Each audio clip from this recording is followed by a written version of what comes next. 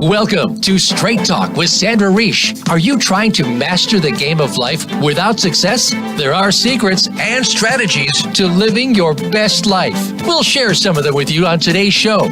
Take advantage of this series to become an expert at relationships.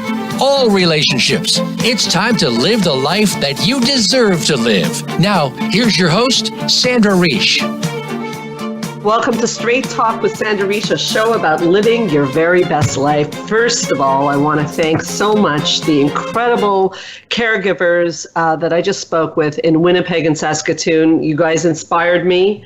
It was a great trip, and I really appreciate all the comments and the way you're helping so many people with anxiety, depression, and all the things that go along with that. So a shout out first and foremost there. One of the great gifts of having a radio show is I get to interview people who I think their message is so important. And today I have a brilliant guest. I've had the honor to hear him speak twice, and I follow him, of course. He's just amazing. His name is Dr. Michael Clapper. He is a gifted clinician, an internationally recognized teacher, and quite the sought after speaker on diet and health. Now, Dr. Clapper has practiced medicine for more than 40 years and is a leading educator in applied plant-based nutrition and integrative medicine. We'll find out all about that. Now, Dr. Clapper believes that proper nutrition and balanced lifestyle is essential for health, much like myself, and in many cases can make the difference between healing an illness or merely treating its symptoms. He serves on the staff of True North Health Center in Santa Rosa, California, an amazing place that people have transformative changes going on there. It's a nutritionally based medical clinic, and he teaches his students and patients that healthy comes from healthy living. He is passionate and dedicated to the healing and flourishing of all living beings and of the planet itself. He walks the walk and he talks the talk, and I am so excited to have him back today. Welcome back, Dr. Clapper. Well, thank you so much, Sandra. It's an honor and a pleasure to be with you and your listeners. So there is so much to talk about, and I named, in the bio I talked about, and the blurb about the show, it's the food, it's the food, it's the food, because when I hear you speak, you say that a lot. It's the food, it's the food, it's the food. What on earth do you mean? Well, I do a standard version of Western medicine, and in my office at True North Health Center, people sit in front of me across my desk with the standard array of Western diseases. They're obese, they've got high blood pressure, they got clogged arteries, they got type 2 diabetes, and a whole garden of inflammatory reactions in their skin, their joints, their gut, their nervous system. And they're sitting in front of me with a head full of confusion from all the things they've been told by friends and relatives and what they've read on the internet.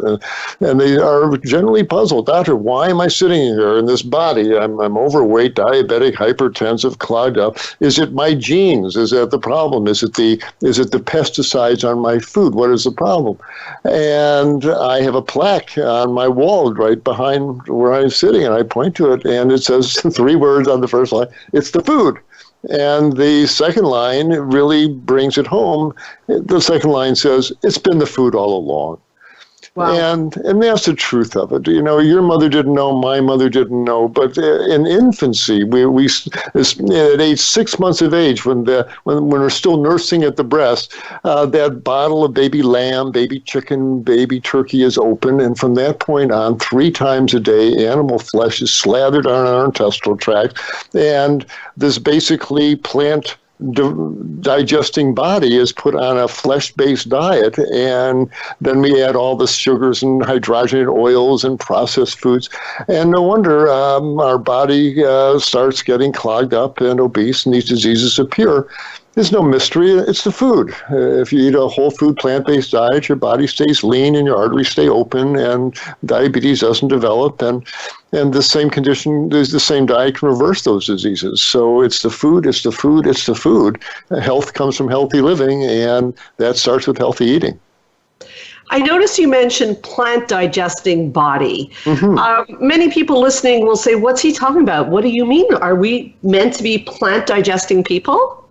Oh, absolutely. And for anyone who has any question about this, I refer them to the wonderful YouTube presentation by my friend and colleague, Dr. Milton Mills, Mills, on is man an herbivore or an omnivore? And there's no question we have an herbivorous body.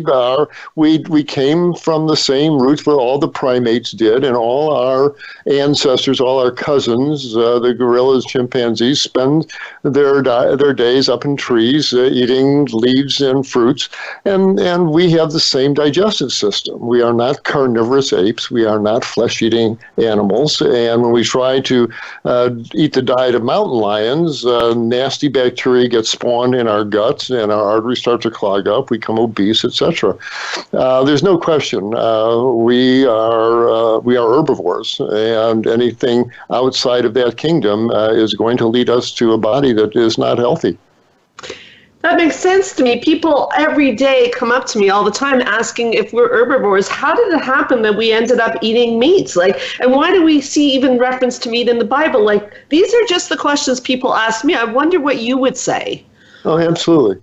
I'm sure meat was introduced for survival reasons. Again, a million years ago on the African savannas, when our foraging, scavenging ancestors came across a zebra carcass rotting in the sun, I'm sure they probably took advantage of that if they were really hungry or starving to death. And animal flesh can be an emergency fuel, literally, when you are starving to death. Okay, fair enough. You do what you have to do. But that's not the situation today. And when we make animal flesh a steady part, back to the foundation of our diet like we have now, we see the trillions of dollars we wind up spending trying to fix the diseases that diet spawns. There's just no question that our body is beautifully designed to digest, a plant-based diet with lots of fiber. But unlike your house cat that's got a very short digestive system, when we start putting meat in there, it rots and gives us colon cancers and a whole host of diseases. This is a violation of basic biology. Where did it come from? Very simple. Look down in the bottom right-hand corner of the posters that tell you about your food group choices, and you'll see 4 letters that explain it. USDA. In this country, it's the Department of Agriculture is making up the food guidelines. We are the only Western country where the Agriculture Department is telling us what to eat. Why is the Agriculture Department making nutritional guidelines for human beings? They exist to promote the sale of meat and dairy products. Well, what do you think they're going to tell you? They're going to tell you to have animal flesh with every meal, they have milk with every meal. And the truth is, that's an aberration since World War II. This country evolved, everyone living on farms, and you may have had pot roast on Sunday and fish on Friday, but that was it. The rest of the week, you ate out of your garden. You ate cabbage stews and potato soups. Yeah, you didn't go killing your chickens every night for buffalo wings, that's for sure. You run out of chickens pretty quickly doing that. But it's only since World War II the billions of dollars were subsidizing the corn and soybeans to shovel down the gullets of these billions of cows and pigs and chickens every year. It's a matter of economics and money rather than biology and good health. And again, the results are painfully clear to see. Any physician who's treating these Western diseases, and to anyone who gets on the bus or the subway, you'll see the reality of what our diet's doing to us. We're transgressing natural law. Natural law says we should be eating plants. So, just to contextualize this, you grew up on a dairy farm, I do believe. I did. I sure did. And, I guess that part of where your speaking comes from and all, I know you're working on a book, is getting the message out. It still seems to be that although there are definitely people who know this and are following this, it still seems to be, I feel like a minority in my world, and it still seems to be something that people really resist. So, my question is it the fact that you feel that it's killing people that makes you personally so passionate about this topic? And B, why is there so much resistance? What's going on? Oh, that's such a profound question, Sandra. And the woman of your intelligence gets right to the heart of the issue there. Thank you. What's really going on? It's become so culturally normalized that, of course, you got, where's my protein? protein equals meat. And the meat industry, the dairy industry have been experts in weaving this into the fabric of life, of modern life there, that of course you have to have animal flesh with every meal. But again, this is an artifact of modern economics, and there's no biology involved. This is a matter of money and pandering to taste. And people love to have that salty, chewy, greasy sensation in their mouth that meat provides. And again, salt, sugar, and fat are very addictive, and we found ways to slather meat with barbecue sauce and things that's salty and sugary and fatty, and we have to cook it. If you see a piece of raw meat, your mouth doesn't water. That should tell us something. But we have to do something to disguise its actual nature. It's not a natural act to be eating the flesh of animals. I invite people to think about, jump on the back of the nearest cow you see, open your mouth, and take a big bite out of its backside. What are you going to find? Your mouth is very small and your teeth are very short, and you can't bite through that animal's hide, let alone its muscle. The idea that we're supposed to be eating flesh, and the whole paleo nonsense, like every Neanderthal had a mastodon in the freezer and spent all day eating mammoth meat. I'm a caveman. The truth of it is, most hunts were unsuccessful. Most time the guys came back empty-handed into camp. If they did bag some poor animal and drag its carcass back, it rotted within days. It became toxic. The idea that we had flesh with every meal is an illusion. It's a myth.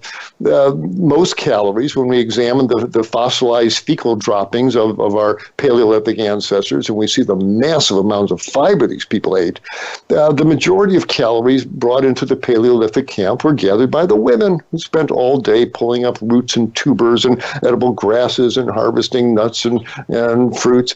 Once again, the women got us through the tough times, but this idea that we were macho folks back then eating meat all day is a myth. The paleo folks would like you to believe that, but it's simply not true. And when you look around the world, the folks who are still true to their traditional plant-based diet, the Tarahumara Indians and folks up in the Andes, they're lean and healthy, and they live on rice and beans and various types of plant-based foods. The biggest, strongest animals on the planet are plant-based. Elephants and buffaloes and giraffes and gorillas grow to thousands of pounds of mammalian muscle without ever eating cheeseburgers. We certainly can do the same as well. This is strictly about taste, seduction, and economics. It has nothing to do with nutrition and certainly nothing to do with health. Fascinating. So we're going to take a short break, but when we come back, we're going to go into all the diseases that can show up eating this way, including if you're listening and you have a digestive problem. That's really actually what took me down this route. If you have a digestive problem, Dr. Klopper's our guy. We're going to come back. We're going to talk about digestion. We're going to talk about probiotics, gut biome. What is that? We'll find out all about that. We'll be right back with Straight Talk with Sandra Reish.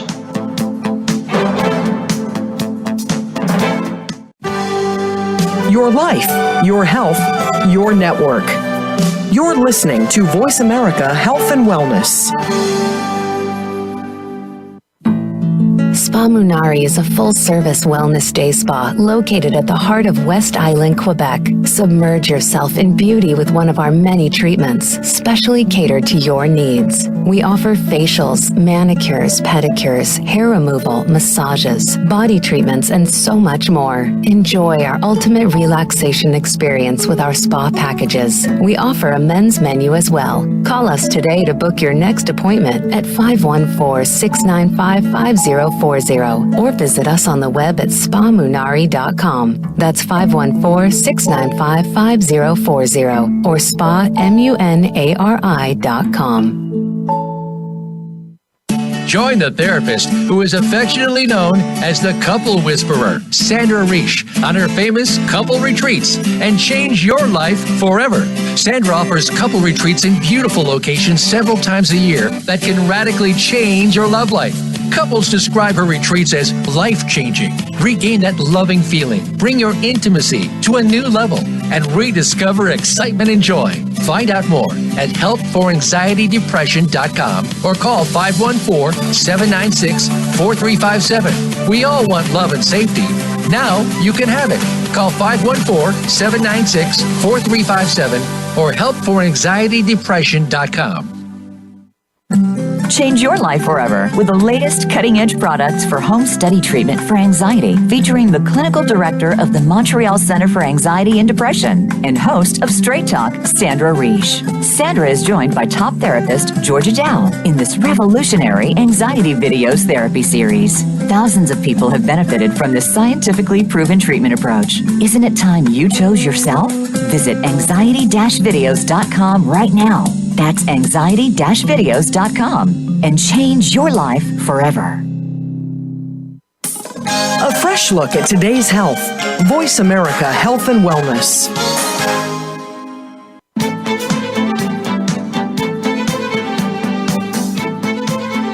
You are listening to Straight Talk with Sandra Reish. To connect with the program today, please call 1-866-472-5792. Again, that's 1-866-472-5792. You may also send an email to info@helpforanxietydepression.com. Now, back to Straight Talk. Here's Sandra Reish.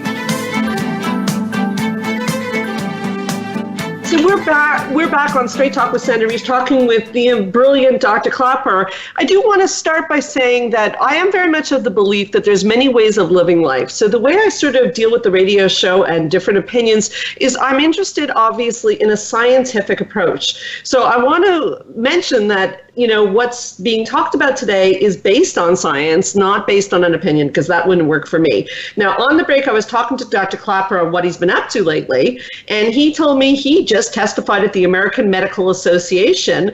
What were you testifying about? Well, every year the American Medical Association has policies regarding everything from foods in schools and in the SNAP program, government assistance programs, as well as foods in hospitals. And up until now, it had been pretty raggedy. We approved the use, we encourage the use of healthy foods in these programs. It's pretty nebulous that let the food directors in the hospitals, et cetera, get away with this, the cheapest foods they could get, so their bottom line stayed black. But really, the people were suffering who were eating these foods. So this year, when the House of Delegates got around to hearing input about their resolutions, Dr. Neil Barnard from Physicians Committee for Responsible Medicine called me and asked if I would come to Chicago to testify, along with other physicians. We had about 15 of us there to testify to the House of Delegates, saying, listen, when those trays come up from dietary in the hospital, what is under those metal domes when the patient opens it up is a powerful statement to them. And if it's filled with bacon and sausages and cold cuts, which the World Health Organization has declared class 1 carcinogens, gives you colon cancer, and we're serving it to the patients, it's telling them either, yeah, we know about the science, but we don't care about it, or we don't care about you. We know it's a cancer causer, but we're going to serve it to you anyway. It's a really disrespectful, cynical message. And because 80% of the people who work in hospitals are overweight or obese, it's really affecting even the people who work there. So all the way around, we said it's time to change, and we had them reword their policy statements so that it was encouraging the use of healthy, whole food, plant-based options, and that bacon, sausage, and prepared meats would be eliminated from the dietary choices in hospitals. And the same with the SNAP program. When the folks who are on Medicaid go to shop, they find their vouchers are only good for junk foods and soft drinks and candy bars. And we want the AMA to encourage them to make those vouchers good for plant-based foods and no longer valid for the junk foods. And that was the resolution that got approved. And so between the two, both these resolutions got approved. So we count that as a major victory. And now Dr. Barnard and his campaigns can say the American Medical Association supports our view that plant-based nutrition in hospitals is a key to getting people healthier. And it's a true statement. And congratulations. So, thank That's you. Amazing. Dr. Bernard's been on this show, and I know the work you guys are doing is tireless. That's a huge, huge accomplishment. Really amazing. Yeah, we feel when good. When you say class 1 carcinogen, so everyone's clear, and you're talking about sausage and bacon, like how serious is a class 1 carcinogen so that people understand what that means? Oh, it's highly significant. Many chemicals, foods, etc., have the ability to cause cancer, but some only in high amounts. Some of them are suspected of being carcinogens. Those are class 2 and class 3 carcinogens. But at class 1, there is no question. This stuff causes cancer. This is like a cigarette smoke is a class 1 carcinogen. Okay, cigarette smoke. Yes. So they put, if you're smearing bacon and sausage on your colon lining day after day after day, you're going to generate a colon cancer. It's pretty sure bet. And so that's a class 1 carcinogen, and that's just what those foods do. So glad to get them off the menu at the hospitals. Well, it's huge what you've done, and it's huge for people staying in a hospital because you're already in a compromised position, and then to be fed things, you're sort of at the mercy of the hospital to a certain extent. So I think that's really a big thing. I think that for our listeners, this class 1 carcinogen is extremely important because I was, waiting for you to mention smoking, and these days, most people who would listen to the show or you would talk to would never consider lighting up a cigarette. But I don't think most people think of sausage and cold cuts as the same thing as smoking. But class 1 is class 1. Mm-hmm. Again, that's the science. There we've got it. Now, I said we'd talk about digestion. Dr. Clapper, you probably don't know this. Why would you? But many years ago, how I ended up on this road is I had flown to South Carolina where they love their meat and dairy, as many places do. And I was living the life and enjoying myself. And I was having a steak where they served the steak with butter on top of it. And I thought, wow, isn't this lovely? And I was so ill from that steak in terms of a digestive problem that I remember digging my nails into my hands. I didn't know what was going on. And little by little, that started me down my journey of it's what you would call it's the food, it's the food, it's the food. It certainly worked for me. There are a lot of people, I feel I was lucky because I feel my body spoke to me. There's a lot of people who they don't get that message, so they're not suffering. Why their body feels fine, they're feeling good. What is the digestive fallout of all this? I'll add into that. What the heck is this leaky gut you talk about? What is that? Right. Well, this is a multi-leveled question and answer, of course. Makes you work hard. Fair enough. Challenge accepted. Every day we're learning more and more about how certainly our digestive system, our gastrointestinal system, our stomach, our small intestine, large intestine, and the associated organs play such a key role in everything that has to do with our health. And not only does the digestive system extract nutrients from the food that we eat, but also the food we eat changes us in many ways. And one is that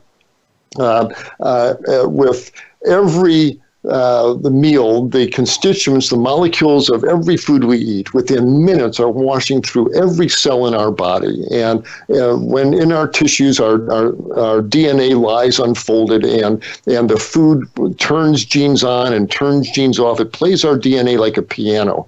And the science is called nutrigenomics. It's how our food turns genes on and turns genes off. And so starting from this basic fact, we're seeing that an animal-based diet is going to turn on certain genes, and a plant-based diet is going to turn on other genes. And the animal-based diet tends to turn on genes that incite inflammation and spawn cancers and fan cancer growth, where the plant-based diet's nutrients tend to turn on tumor suppressor genes, and they're antioxidants. They are stabilizing phytonutrients. And so the very nature of the molecules that the digestive system delivers to our tissue is fundamentally different between plants and animals.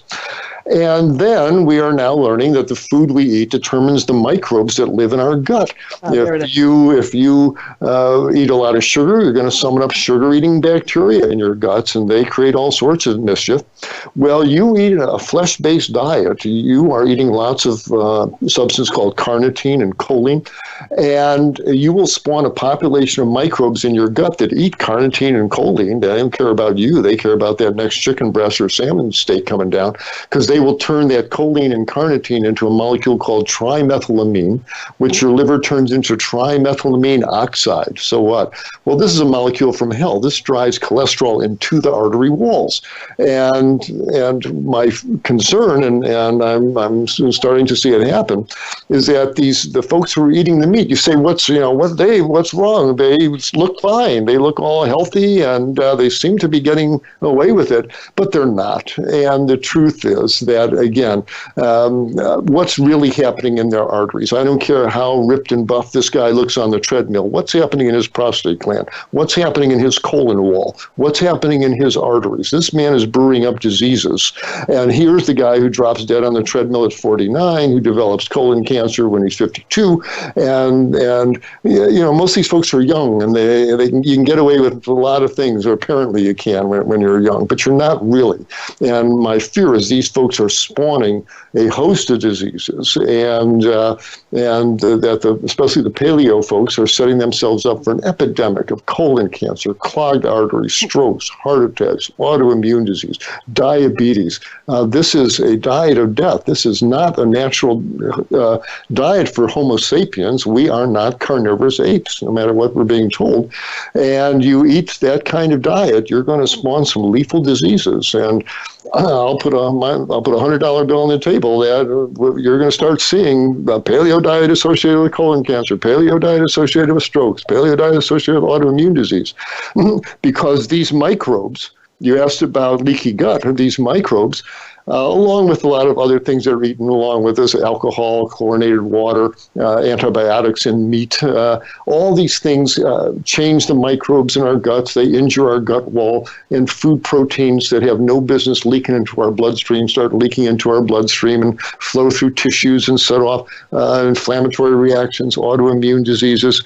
Again, rice and beans and greens don't do that, but you start eating a lot of animal flesh, and again, there is some evil diseases set off in many tissues from that. So I'm sitting here with bated breath or white knuckles from my paleo friends and patients. They're people I love. I've got relatives eating this way, and they just will not listen. They love that taste of that steak in their mouth, but oh my, what they're brewing in their body causes me great concern as a physician. Well, yeah, hearing it from a doctor is so important. But what sometimes people will talk about, that there is, well, first of all, let me distinguish between plant-based and vegan, because I think you talk a lot about whole food plant-based, and I think that's important that people understand. Potato chips are vegan, but that's not what you're talking about, correct? Exactly. Very important point. And when we start processing foods and adding a bunch of salt and oil and sugar and all that, that's really degrades the quality of the food. We're talking about whole plant foods here, rice and beans and greens and lentil stews and tofu stir fries and healthy whole plant foods. Yes. Great. Okay. So if we're saying that, not eating that way causes a host of diseases, what do you say when people come to you, and this must happen, when there are people eating a whole food plant-based diet and they're still getting sick, and they must say to you, doctor, you see, you only live once. What's the difference? Everybody's getting cancer anyways. What is your answer? Right. Well, certainly everybody isn't getting cancer. If you really look at what the people who are getting the cancer are really eating, you start seeing why they're getting the cancers. But if people are not doing well on a whole food plant-based diet, there's something they're not doing right. And I'm glad that you mentioned this because I did a webinar on this very topic that people can watch because so many people have come to me with that very concern. If people go to my website, drklapper.com, and it's all spelled out, DOCTORKLAPER.com, 1P in Clapper, and you click on webinars, you will see a webinar that I did called Thriving on a Plant-Based Diet. And I go through the 4 or 5 major pitfalls that people can encounter that keeps them from thriving on it. And they're just not eating enough fresh fruits and vegetables. They're living off of veggie burgers and granola bars and Amy's frozen dinners. No aspersions on Amy there. But you can't be healthy and vital without lots of salads and fruits and fresh vegetables. And some folks, if you don't have a good iodine source in your diet, some sea vegetables or a pinch of iodized salt, you may wind up with an iodine deficiency, and that in turn prevents your thyroid gland from making enough thyroxine. And I think a lot of these folks who, doctor, I'm not feeling so good on this diet, really have a subclinical hypothyroidism from an iodine deficiency. And once they add the sea vegetables back in or the pinch of iodized salt, they feel much better. And so that can be a possible reason. Omega-3 fats are another issue, and we talk about them. So I go through actually about 6 or 8 issues that people need to make sure that they are doing properly in their diet. And if you do that, then most folks should absolutely thrive on a plant-based diet. We don't have a congenital meat deficiency. If people aren't thriving, it's not because they aren't having animal flesh. With one caveat, I must admit, people say, I tried to be a vegan once, it didn't work, and now I'm eating meat and I feel better. As I mentioned earlier, we start feeding animal flesh to our babies when they're 6 months old. And you put animal flesh on the human intestine 3 times a day throughout infancy and childhood and puberty in their teens and their 20s and their 30s. You'll become dependent upon animal flesh. It has preformed muscle nutrients, carnitine, creatine, that your body makes. But if it's coming in 3 times a day preformed in the food you're eating, then your own genes for making carnitine, creatine, et cetera, they downregulate. They say, hey, we don't have to make this stuff. It's coming in preformed.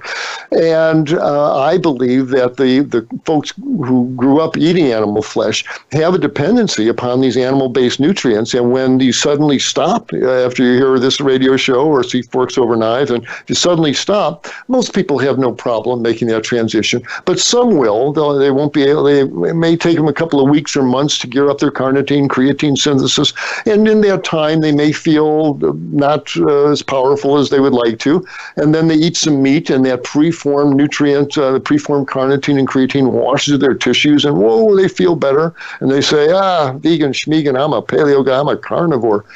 But what are we watching? That is not normal human physiology. That is an acquired dependency that was created by feeding a human infant animal flesh 3 times a day while still nursing. And I've delivered over 400 babies, and I've watched about 30 of them be raised as vegans and marry other vegan folks, have healthy vegan kids, grow up big and strong.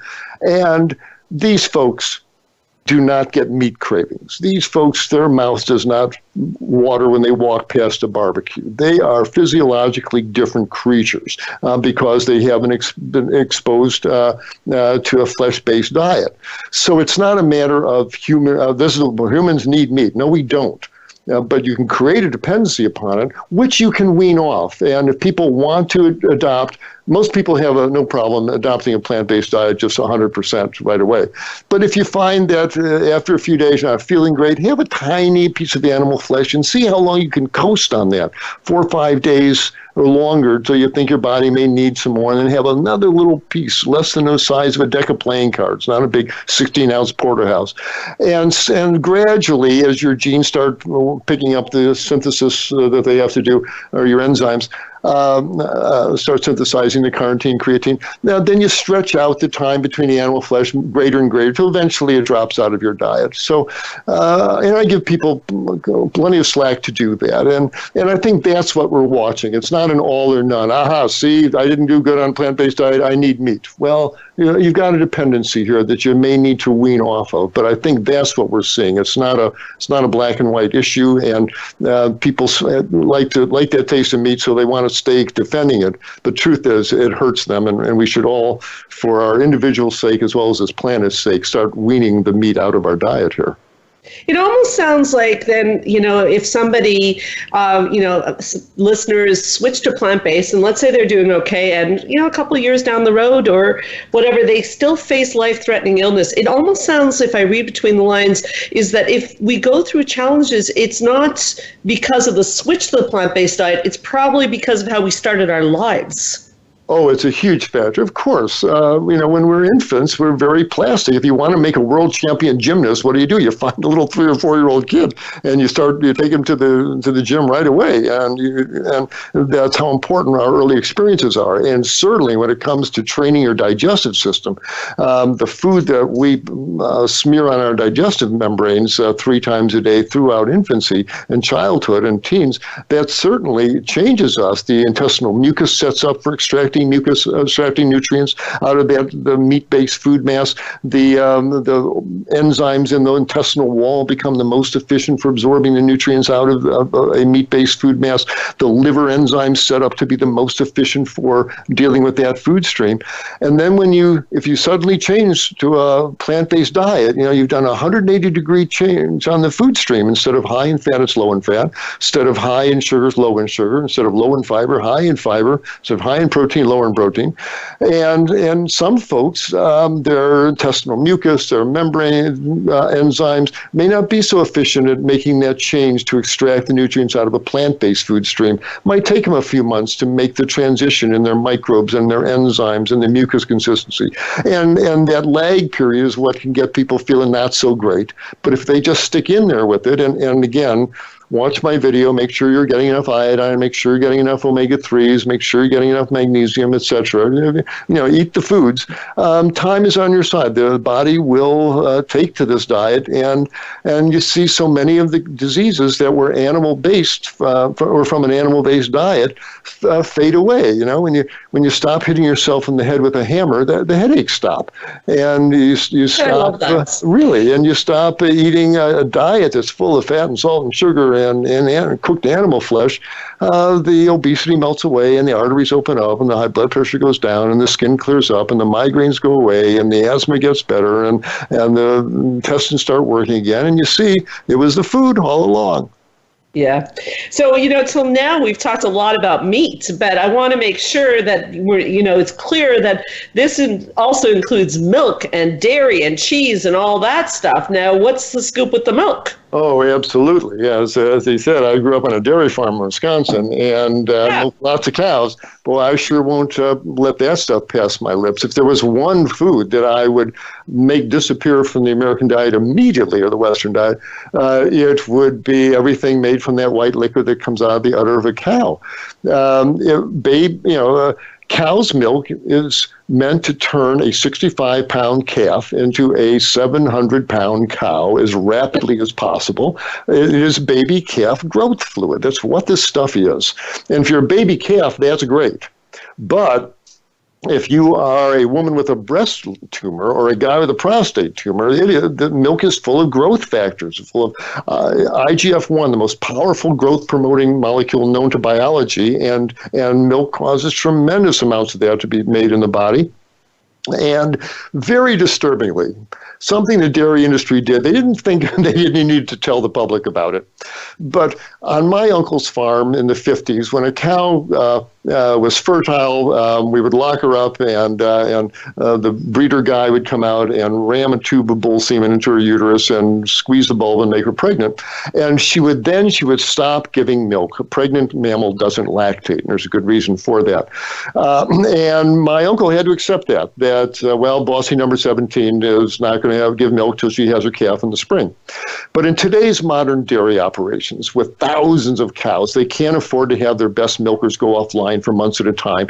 So now they've genetically modified the cows. And today's modern milk is extracted from cows that are pregnant with their next calf. Well, today's dairy products are made from the milk of pregnant cows. Wow. As a result, the estrogen content is through the roof. Pregnant mammals have huge amounts of estrogen, and the milk is full of it. And they've done studies. You give kids a glass or 2 glasses of milk, their testosterone levels plummet, their urine is filled with estrogens and progesterone. And no wonder our little girls are going through puberty at age 8 and 9. No wonder women are sprouting out so many breast lumps. Estrogens make the prostate gland unstable. Guys who eat dairy products get more prostate cancer. This is an estrogen-laced growth-promoting liquid meant for baby calves. And unless you see a baby calf looking back at you in the mirror, I urge folks, get your protein someplace else. This stuff has really become toxic. And I urge people to see they can live big, healthy, strong lives without dairy products. And when you eliminate them, watch your nose stop running, your bronchitis gets better, your asthma gets better, your skin clears up, and you'll see it was the food, especially the dairy products, all along. So very briefly, we got to take a break, but the estrogen-laced foods of our childhood, can that be reversed in terms of our bodies, like the damage it's done, or sometimes is it too late? You hope, but we're seeing breast cancer in younger and younger girls. The girls who have early puberty go on to get more breast cancer. This is serious business. We got to stop feeding this stuff to our kids. I think it's the major cause of precocious puberty. It's not the pesticides and plasticizers. It's the dairy. It's the estrogens in the milk. Right. Okay. So we'll take a short break. We'll be right back. We're going to talk about sugar. We're going to talk about oil. We're going to talk about all sorts of fascinating things with the amazing, passionate Dr. Clapper. We'll be right back on Straight Talk with Sandra Reish.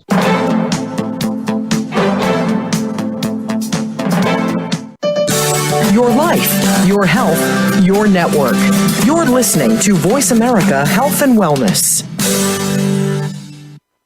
Change your life forever with the latest cutting-edge products for home study treatment for anxiety, featuring the clinical director of the Montreal Center for Anxiety and Depression and host of Straight Talk, Sandra Reish. Sandra is joined by top therapist Georgia Dow in this revolutionary anxiety videos therapy series. Thousands of people have benefited from this scientifically proven treatment approach. Isn't it time you chose yourself? Visit anxiety-videos.com right now. That's anxiety-videos.com and change your life forever. Spa Munari is a full-service wellness day spa located at the heart of West Island, Quebec. Submerge yourself in beauty with one of our many treatments, specially catered to your needs. We offer facials, manicures, pedicures, hair removal, massages, body treatments, and so much more. Enjoy our ultimate relaxation experience with our spa packages. We offer a men's menu as well. Call us today to book your next appointment at 514-695-5040 or visit us on the web at spamunari.com. That's 514-695-5040 or spamunari.com. Join the therapist who is affectionately known as the Couple Whisperer, Sandra Reish, on her famous couple retreats and change your life forever. Sandra offers couple retreats in beautiful locations several times a year that can radically change your love life. Couples describe her retreats as life-changing. Regain that loving feeling, bring your intimacy to a new level, and rediscover excitement and joy. Find out more at helpforanxietydepression.com or call 514-796-4357. We all want love and safety. Now you can have it. Call 514-796-4357 or helpforanxietydepression.com. Your life, your health, your network. This is Voice America Health and Wellness.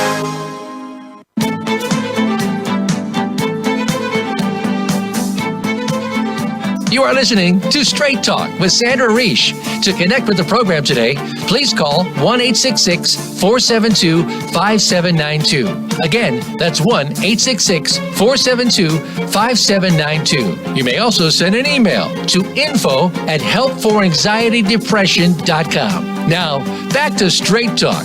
Here's Sandra Reish. It always goes so fast when I talk to Dr. Michael Clapper. He is so you are so passionate and so informed about health and wellness, and you're tireless. You go all around the country spreading the word. I was asking you before I go any further, what drives your car on this? Like, what makes you, go everywhere, speak to everybody, and you're always so nice to Straight Talk also to come on the show. What drives that car? Oh, what a delicious question.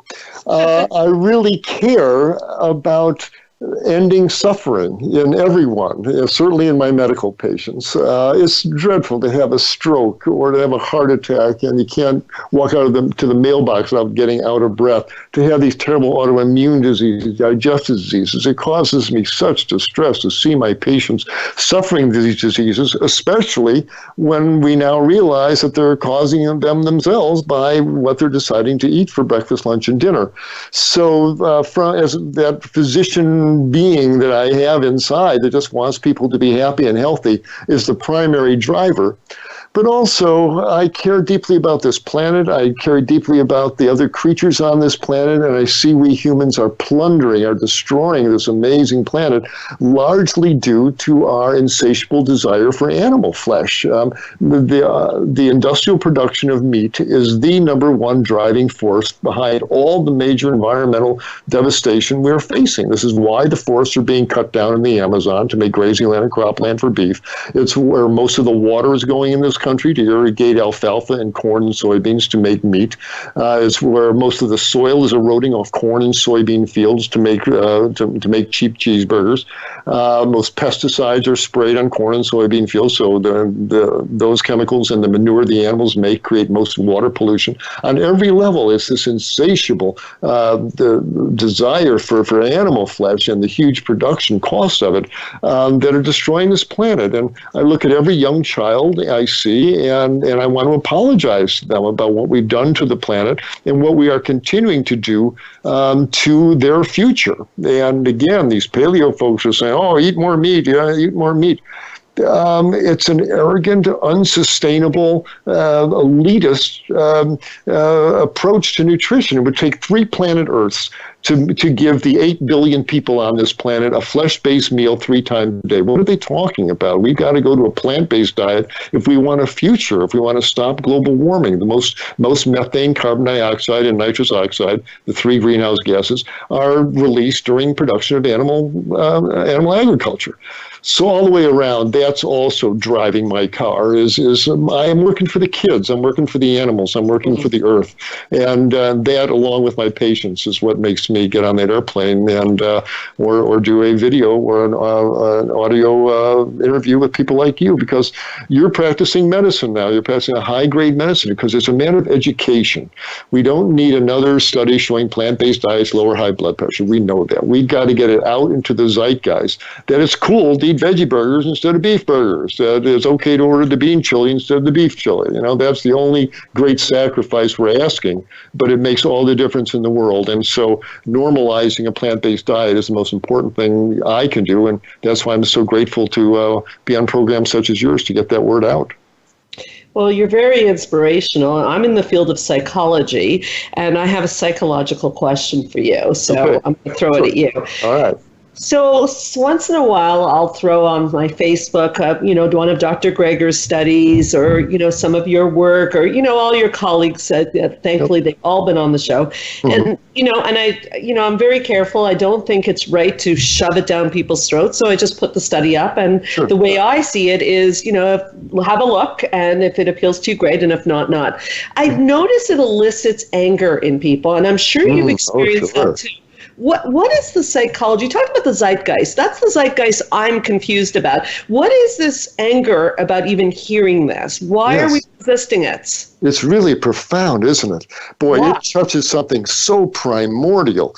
And I don't know, it's tied in, I think, with that ancient stereotype, the macho man goes out and kills the animal and brings it back to camp and victory, and I need my meat, it's my testosterone proof. And I think it's tied in with, a lot of the primordial flesh eating rituals, I think, that has come incorporated into manhood. I think if women ran this world, I don't think we would be meat eaters like this. But it really strikes that primordial chord because it also implies that your mother was wrong, the government was wrong, the doctors are wrong, all the food industry, they're all wrong. The truth is that all that is true. We now know, but that's a threatening thing. They have to admit that. And then I've been wrong. Whoever's if you make that change, the way I was eating was not healthy. Was wrong for many reasons. A lot of people just don't want to admit that. It's tied up with motherhood and the way I grew up and my comfort foods, and it's the way it's always been, and it's American way of eating, and all that those are all bricks in the wall of the edifice that wants us to keep on eating those burgers and those steaks, and it's healthy and good for us. But the truth is, it's not. The truth is it hurts us, and it's hurting this planet, and it's hurting our futures, and we've got to come to terms with it. They can fuss and scream and growl all they want, but the truth is, as they're sitting there, they're spawning colon cancers and prostate cancers and breast cancers and clogged arteries, and they're spawning these diseases, and the Earth is getting warmer because 70 billion animals are breathing out carbon dioxide and methane, and nitrous oxide is coming off the farmers' fields that we sprayed nitrous fertilizers on, and meanwhile, we no matter what meat eating was, and I granted it probably got us through those ancient times long ago. It helped us survive. It did. But that's what was. We also used to kill whales. We also used to own black people for slaves. We used to do a lot of things. But there comes a point you let that recede in the rearview mirror. We used to do this, so we know better now. And flesh eating has to be one of those things. No matter what it was in the past, it's a new era. And if we want to survive as individuals and as a species, we've got to make that instant, that very hasty evolution to a plant-based diet. And it's just what's being called for at this point. And they can argue all they want and growl, but truth is, meat eating is a thing of the past. No matter what it was, it's time for the plant era to dawn. Yeah, I think that there was a lot of psychology in your answer. I think that you hit the hammer on the nail with there's a bit of ego in there. I think there is a bit of ego that we don't like to find out that we could be wrong. It was the same with the smoking. I'd love to go into that with you. We're not going to have time. What I do want to make sure, I cannot end the show without talking about sugar and oil. Now, I walk around, there's cupcakes everywhere, sugar is everywhere, my kids go to birthday parties. Sometimes I just feel like I don't know how I'm even supposed to beat this. What about the sugar? Yeah, sugar is a flavoring, like cinnamon or some other nice spice that you add for a particular flavor. But it's not to be eaten as a food.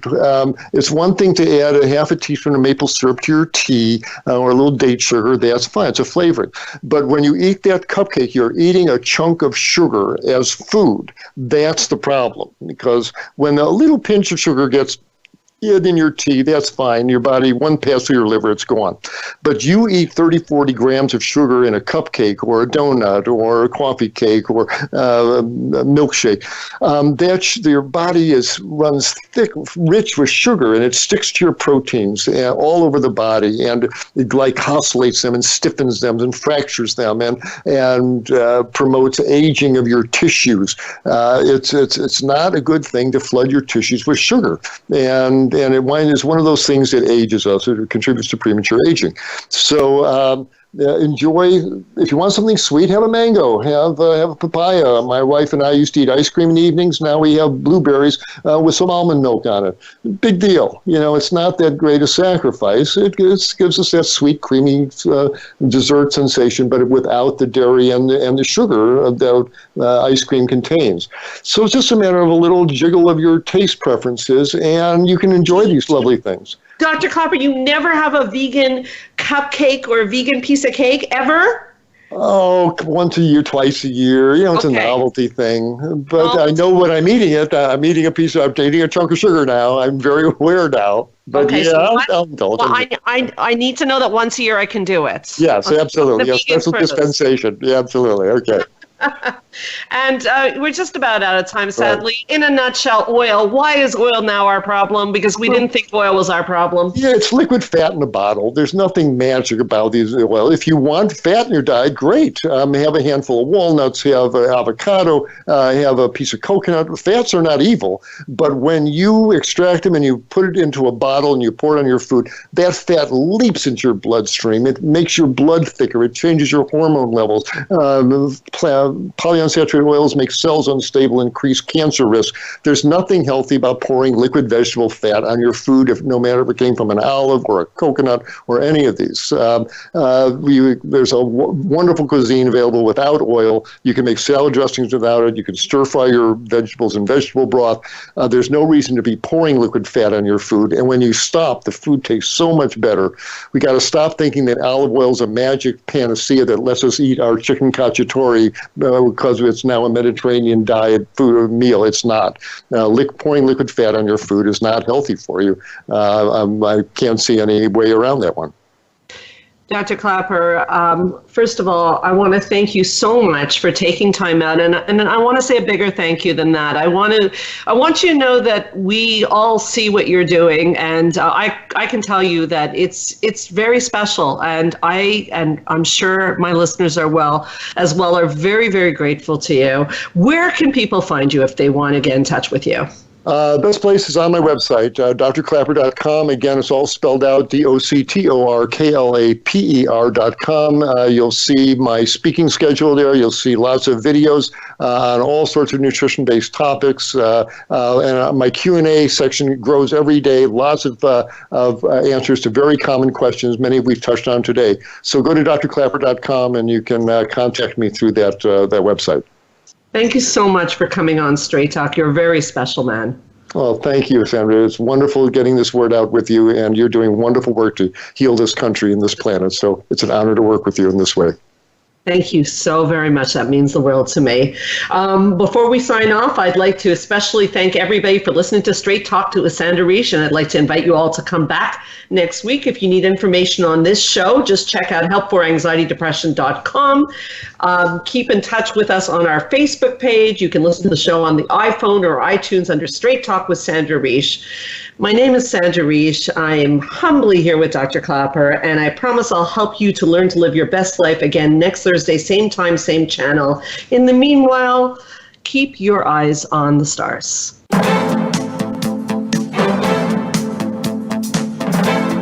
Thank you for listening to Straight Talk with Sandra Reish.